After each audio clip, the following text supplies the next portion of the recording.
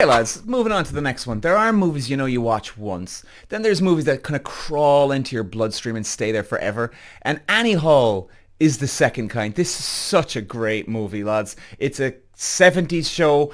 Many people have not heard about this movie, but I'm telling you, Woody Allen, he's so moody, he thinks too much, and it's so real. And the guy was hilarious back in these days.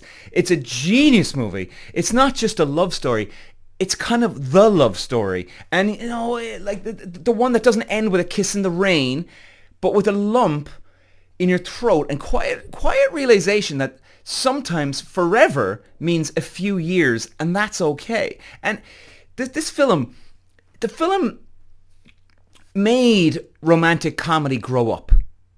Before Annie Hall, rom-coms were about sort of perfect people finding each other, right? Very textbooky and just not real. And after Annie Hall, they were about real people trying not to screw up. And let's get this straight. Even if you think you're not into old movies, even if you're allergic to 70s fashion or, New York talkie stuff, you still owe it to yourself to see this masterpiece, because this is the movie that rewired the entire genre. It's smart, it's neurotic, it's funny, and it's heartbreakingly true. So the story is about Woody Allen, Alfie, right? A neurotic, overthinking New Yorker, and Annie Hall, the quirky, free-spirited woman who makes him question everything he thinks he knows about love and happiness and kind of pretty much the universe. And sounds simple, right? Boy meets girl, boy loses girl, boy makes an entire film about losing the girl and wins an Oscar for it, all right?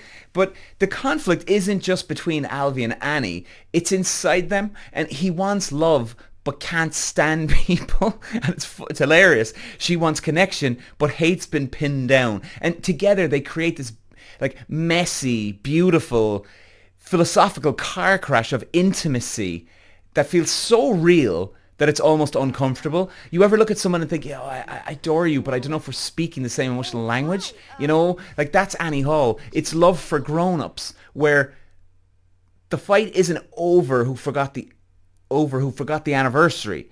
It's over who you are and why you can't stop changing. Let's get into the juicy bits, the behind the scenes stuff, lads, right?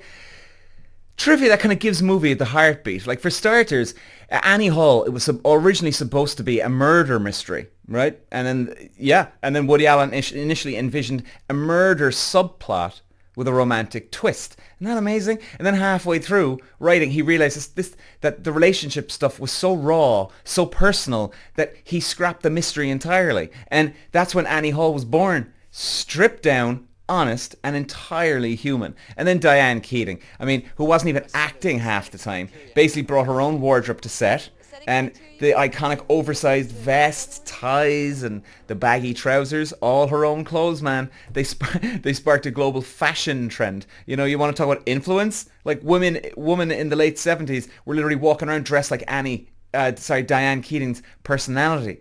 And here's a wild one. The famous cocaine sneezing scene? Completely unscripted. Believe that? He actually accidentally sneezed into a pile of cocaine during the take, and the reaction was so hysterical that the audience laughed too long during test screenings, and Alan had to add extra footage because people were laughing so hard they were missing the next few jokes. Like, that's insane. Sigourney Weaver also made her screen debut in this movie. Blink and you'll miss her, but she's there.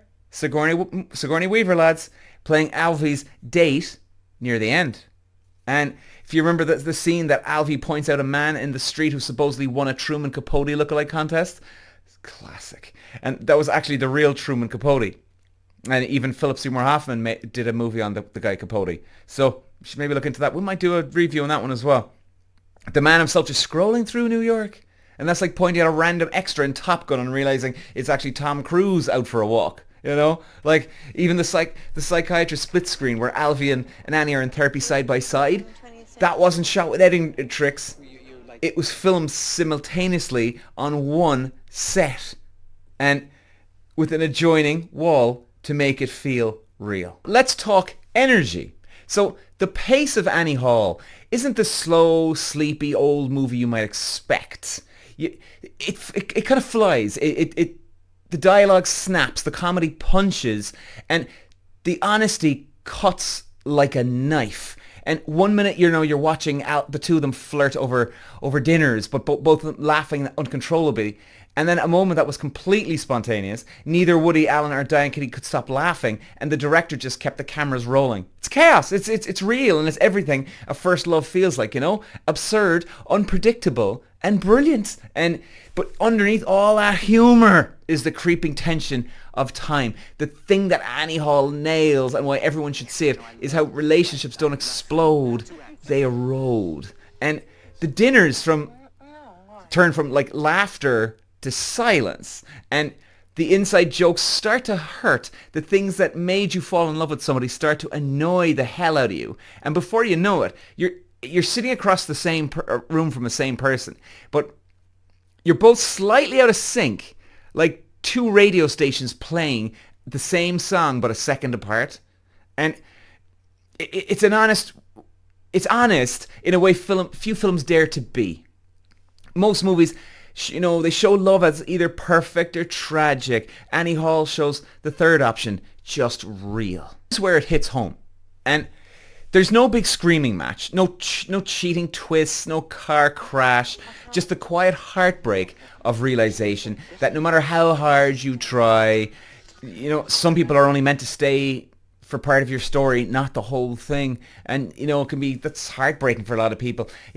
Alfie tries to intellectualize the breakup, like we all do. I think he turns it into a joke, a theory, a movie, but you can see it, that lingering ache that even the smartest people can't outthink love. It's impossible. You can't do it. And yet the ending doesn't feel bitter. It's gentle. It's a nice way of maybe explaining it. Bittersweet. And Alfie narrates that maybe relationships are like eggs. Messy, fragile, was sometimes cracked, but still worth every second of it. And because love, I suppose, even when it ends, gives life meaning. It's like, we need the eggs. The joke is that people are crazy, irrational, changing, but we keep doing it anyway, because love, kind of like art, it's not about the logic, it's about the need. Annie Hall won the best picture at the Oscars, and it deservedly so. It even beat Star Wars. Let that sink in. Now I know women are probably like, oh God, I don't care about Star Wars. Totally understandable, but that was a big movie back in the day, extremely big. Let's not make any mistake about it. So to beat Star Wars to the Oscar is wow. And a small talky film about heartbreak, and that took down the biggest space opera of all time. That's how powerful truth can be. And it deserved it. Deserved every Oscar it won. And here's the final bit of trivia to wrap your head around. Woody Allen became the first person ever to give an Oscar-nominated performance in a film for which he also won Best Director. The man literally wrote, directed, and starred his way into film history. And the film even helped launch the career of Diane Keaton. She was huge, big time after this, who wasn't just starring in the movie, she was the movie. She really was. Woody Allen just sort of compliments it. Lurking in the shadows, sort of, if you get what I mean. Annie Hall, it wasn't a character. She was Diane Keaton with the volume turned way up. And why should everybody watch this? It's not just about love, it's about memory. It's about that one person who shaped how you see relationships forever. The one who thought that you love doesn't always work out, but that doesn't make it a failure. It just makes it real. Ladies and gentlemen, Annie Hall, another timeless classic.